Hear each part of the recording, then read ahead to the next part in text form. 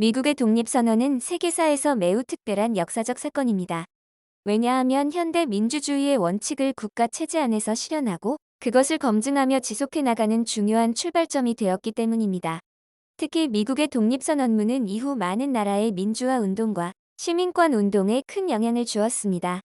미국의 독립선언문은 1776년 7월 4일 13개 식민지가 더 이상 영국 왕의 지배를 받지 않겠다고 선언한 문서입니다.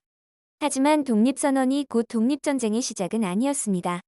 독립전쟁은 이미 1775년에 시작되었고, 독립선언은 13개 식민지가 영국으로부터 완전히 분리되어 새로운 나라가 되겠다는 정치적 선언이었습니다. 영국은 식민지의 독립 움직임을 진압하기 위해 곧바로 강하게 대응했습니다. 영국은 뉴욕에 대규모 병력을 보냈고, 조지 워싱턴이 이끄는 대륙군은 영국 정규군의 장비와 경험에 밀려 패배하게 됩니다. 결국 항구 도시이자 군사적으로 중요한 뉴욕을 잃게 되었습니다. 당시 독립군은 병력도 부족했고 보급도 약했으며 병사들의 사기도 크게 떨어져 있었습니다. 그들이 가진 것은 자유와 독립을 향한 믿음뿐이었습니다. 하지만 조지 워싱턴 장군은 포기하지 않았습니다. 그는 1776년 12월 혹독한 겨울에 얼어붙은 델라웨어 강을 건너 트렌턴을 기습 공격했습니다. 이 전투에서 대륙군은 영국군을 돕던 해센 용병들을 상대로 승리를 거두었습니다. 트렌턴 전투는 규모가 아주 큰 전투는 아니었지만 미국 독립군에게 큰 자신감을 주었습니다. 또한 독립전쟁이 영국의 예상처럼 쉽게 끝나지 않을 것이라는 점을 보여주었습니다. 무엇보다 무너져 가던 독립군의 사기를 되살린 중요한 사건이었습니다. 그리고 다음 해인 1777년 독립전쟁의 중요한 전환점이 된 세러토가 전투가 일어납니다. 영국군은 북쪽에서 내려와 미국 식민지를 둘로 나누려 했습니다. 하지만 미국군은 세러토가에서 영국군을 포위했고 결국 항복을 받아냈습니다. 세러토가 전투는 미국군이 영국군을 상대로 실제로 승리할 수 있다는 사실을 유럽에 보여준 전투였습니다. 이 승리는 프랑스가 미국을 도울 수 있는 중요한 명분이 되었습니다. 프랑스는 미국이 영국에 맞서 싸울 수 있는 정치적, 군사적 세력이 될 수 있다고 판단하게 됩니다. 마침내 1778년 프랑스는 미국과 동맹을 맺고 독립전쟁에 참전합니다. 프랑스가 미국을 영국을 견제할 수 있는 세력으로 만들기 위해 참전을 결정하면서 이 전쟁은 단순한 식민지 독립전쟁을 넘어 국제전으로 확대되었습니다. 프랑스는 자금, 무기 해군력, 군대를 지원했습니다. 특히 육상전에서는 미국군도 어느 정도 버틸 수 있었지만 해상전에서는 영국을 상대하기가 매우 어려웠습니다. 그러나 프랑스 해군의 참전으로 영국의 해상 우위가 흔들리기 시작했습니다.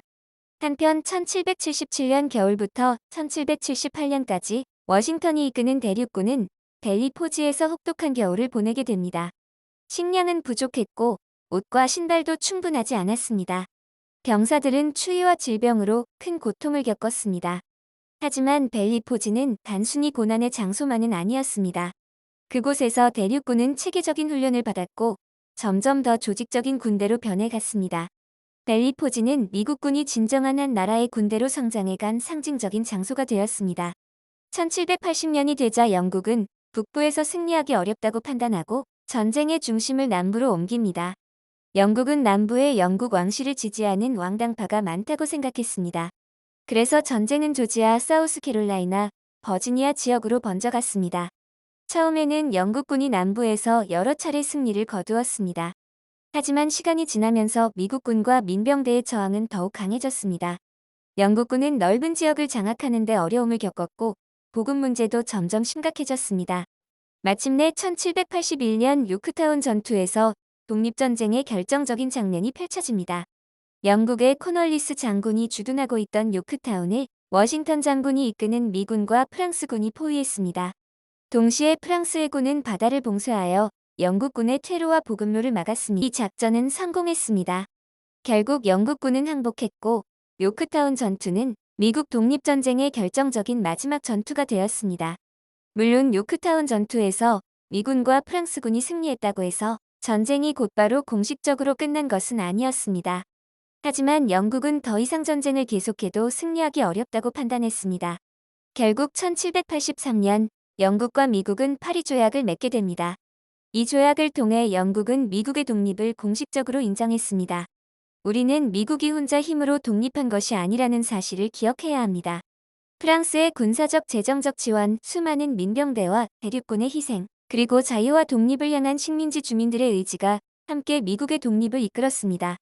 미국 독립전쟁은 단순히 한 나라가 영국으로부터 독립한 사건이 아니었습니다.